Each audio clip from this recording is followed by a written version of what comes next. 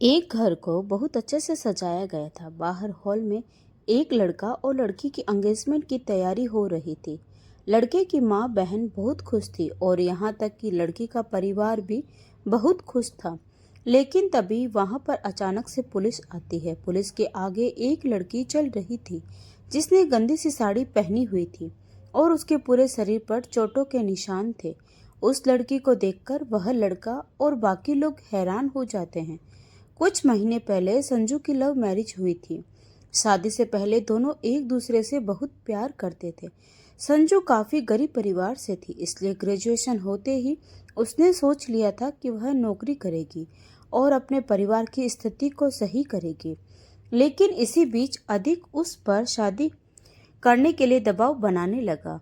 जब संजू ने उसे मना किया तो उसने कहा कि तुम फिक्र क्यों करती हो, एक बार हम दोनों की शादी हो जाने दो, उसके बाद हम दोनों मिलकर नौकरी करेंगे और हमेशा खुश रहेंगे।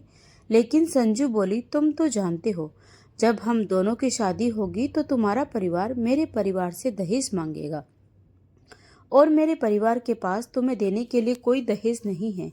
इसलिए पहले मैं नौकरी करूंगी और उसके बाद तुमसे शादी करूंगी।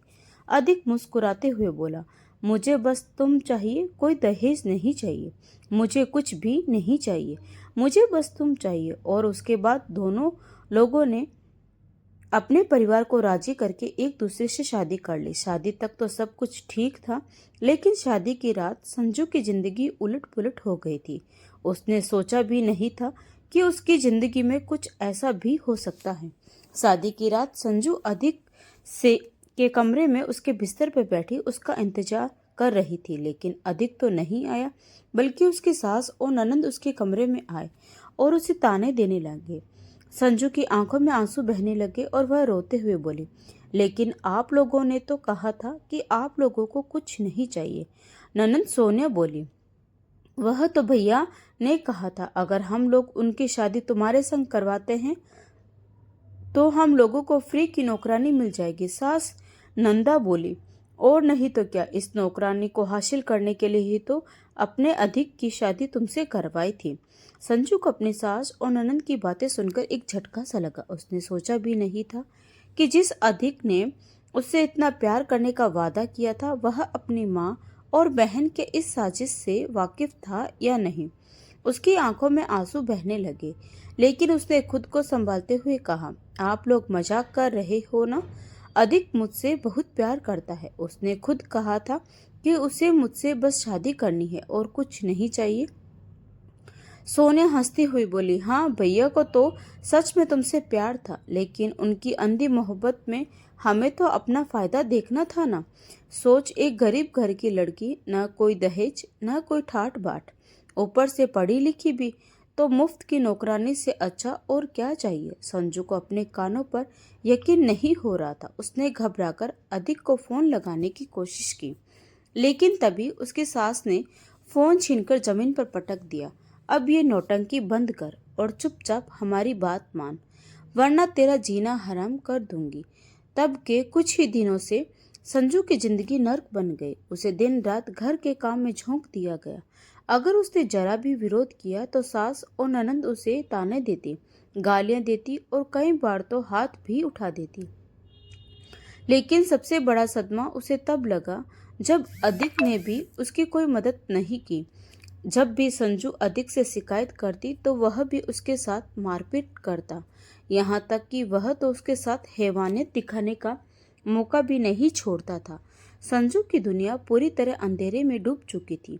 जिसे वह अपना सबसे बड़ा सहारा समझती थी, वही उसे सबसे ज्यादा तकलीफ दे रहा था। हर दिन हर रात उसके लिए एक नए जख्म की तरह गुजरती थी। वह रोती गिड़गिड़ाती, लेकिन उसकी सास ननंद को खुद उसका पति अधिक उसकी चीख को अनसुना कर देता। कुछ महीने बाद धीरे धीरे संजू की हालत बद से बदतर होती गई। उसका शरीर कमजोर हो चुका था, चेहरे की चमक खत्म हो गई थी, लेकिन उसका आत्मसम्मान अभी भी जिंदा था। वह इस तसल्ली भरी जिंदगी से निकलने का रास्ता ढूंढ रही थी। फिर एक दिन जब सास और नंदा ने उसे हद से ज्यादा पीटा तो उसने फैसला कर लिया कि अब और नहीं, उसने खुद को टूटने नहीं दिया। लेकिन उसे क्या पता था कि अब उसके साथ कुछ बड़ा होने वाला है। एक सुबह जब वह बर्तन धो रही थी, तभी उसके कानों में उसकी ननद की आवाज़ पड़ी।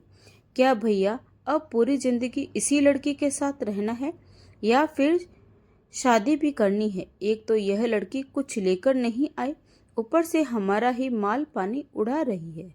सोनिया की बात सुनकर नंदा का मुंह बन जाता। तभी वह एक लड़की की फोटो उठाकर अधिक को दिखाते हुए कहती है, यह देख, इसका नाम प्राची है, कितनी सुंदर है। और सुना है, जो कोई लड़का इस लड़की से शादी करेगा उसका बाप उसे 10 लाख नगद देगा।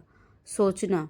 अधिक लापरवाही से बोला, अम्मा जो करना है करो, लेकिन यह लड़की कहीं नहीं जाएगी, मेरी जान है, कहकर हैमानित से मुस्कुरा देता है और तेज आवाज में कहता है, संजू।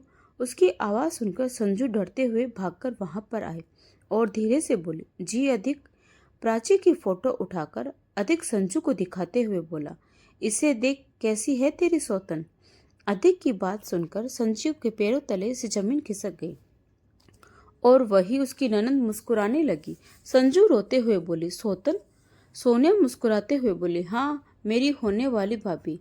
संजू अधिक के सामने अपने दोनों हाथ जोड़ के रोते हुए बोली, मैं आपकी पत्नी हूँ, आपको मेरे साथ जो जुल्म करना है कीजिए, लेकिन ऐसा मत कीजिए। सोनिया गुस्से में बोली, यह तो शादी से पहले सोचना चाहिए था। अगर दहेज लेकर आती तो ऐसा नहीं होता। भैया तो शादी करेंगे अब। संजू अधिक से बोली, तुम तो मुझसे बहुत प्यार करते हो ना, तुम किसी और से शादी कैसे कर सकते हो? फिर प्लीज ऐसा मत करो। अधिक मुस्कुराते हुए बोला, मेरी जान, तुम क्यों फिक्र करती हो? भले ही मेरी शादी होगी, लेकिन मेरी सारी रात तुम्हारे साथ होगी। आदत हो गई ना तुम्हारी इस खूबसूरत जिस्म के साथ खेलने की। सोचो, जब मुझे गुस्सा आएगा तो कोई तो होना चाहिए जिस पर मैं अपना गुस्सा उतार सकूं, और घर का काम भी तो तुम्हें ही करना है। फिक्र मत करो, तुम कहीं नहीं जाओगी, तुम यहीं रहोगी। अब चल। इतना बोलकर अधिक संजू का हाथ पकड़कर खींचते हुए वहां से लेकर जाने लगा और वहीं नंदा जी और सोनिया उस लड़के के परिवार वालों को फोन लगाकर उनसे बातें करने लगी। कुछ ही सेकंड बाद उन दोनों के कानों में संजू के रोने की आवाज सुनाई देने लगी और दोनों उन आवाजों को सुनकर एक दूसरे का चेहरा देखने लगे। एक दूसरे का चेहरा देखते हुए मुस्कुराने लगे। कमरे के अंदर संजू की हालत बहुत बुरी हो गई थी। वह जमीन पर बैठी हुई थी, लेकिन उसके हाथ बेड से बांधे हुए थे और अधिक पागलों की तरह उसे मारे जा रहा था। कुछ देर बाद अधिक बेल्ट फेंक कर उसके पास आकर उसके हाथों को खोलकर उसे बेड पर लाकर उसके साथ जबरदस्ती करने लगा। संजू दर्द से चीख रही थी और रो रही थी, गिड़गिड़ा रही थी, लेकिन अधिक के अंदर इंसानियत नाम की कोई चीज ही नहीं बची थी। उसके लिए संजू बस एक खिलौना थी जिसे वह जब चाहे खेल सकता था, तोड़ सकता था, तकलीफ दे सकता था।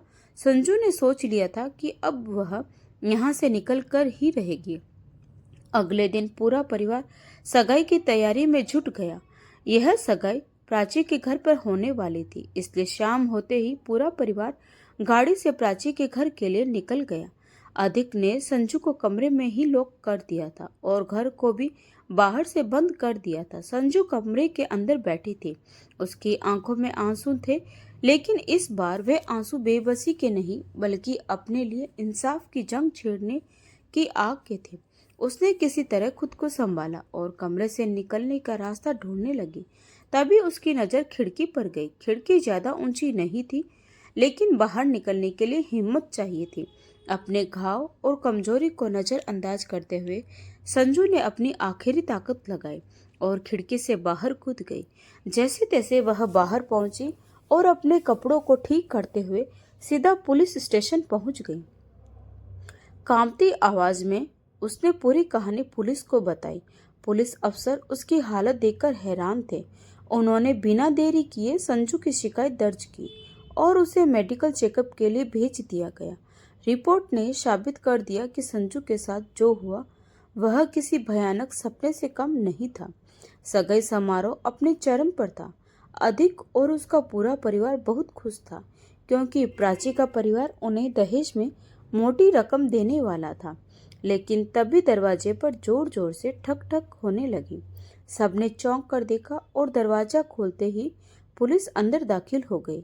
आगे आगे वही लड़की चल रही थी जो और कोई नहीं बल्कि अधिक की पत्नी संजू थी। उसके शरीर पर पुरानी फटी साड़ी थी और चेहरे पर चोटों के निशान थे, लेकिन उसकी आंखों में डर की जगह एक अजीब सा सुकून था। संजू को देखकर अधिक के चेहरे की हवाइयां उड़ गई।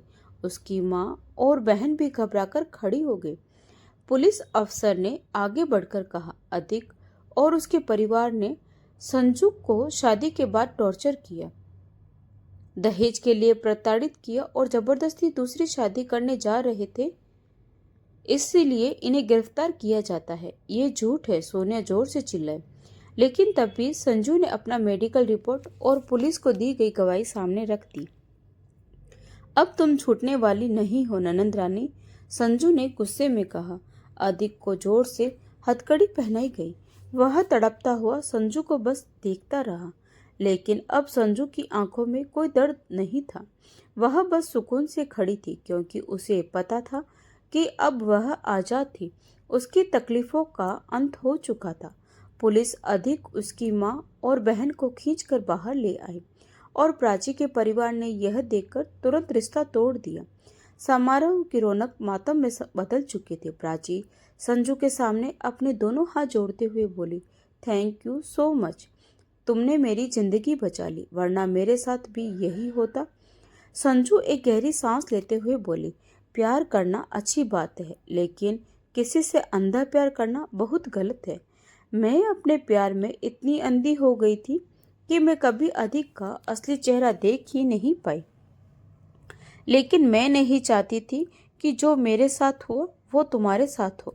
संजू की बात सुनकर प्राची की आंखों में भी आंसू गिरने लगे और वहां मौजूद मेहमानों की भी आंखों में आंसू आ गए। धीरे धीरे वक्त बीतने के साथ संजू ने अधिक से तलाक ले लिया और अपनी जिंदगी में आगे बढ़ गई। वह सबसे पहले अपने परिवार के पास पहुंची, तब उसका परिवार उसकी हालत देखकर हैरान हो गया।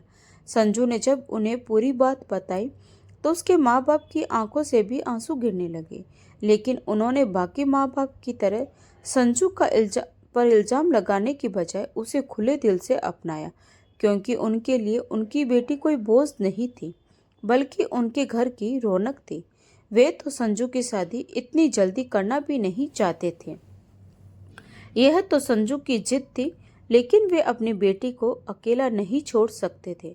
उसके माँ बाप ने उसका पूरा साथ दिया और संजू ने अपने अतीत को बुलाकर अपनी जिंदगी की नई शुरुआत की। अधिक और उसका पूरा परिवार अब जेल में सड़ रहा था। उन सभी को सजा मिली थी। अधिक और उसके परिवार को दहेज उत्पीड़न आईपीसी धारा 498, गंभीर घरेलू हिंसा बलात्कार आईपीसी धारा 376, मारपीट आईपीसी धारा 323 और 325, आपराधिक साजिश आईपीसी धारा 120 बी और दूसरी शादी कराने की कोशिश आईपीसी धारा 494 और 495 के तहत गिरफ्तार किया गया था।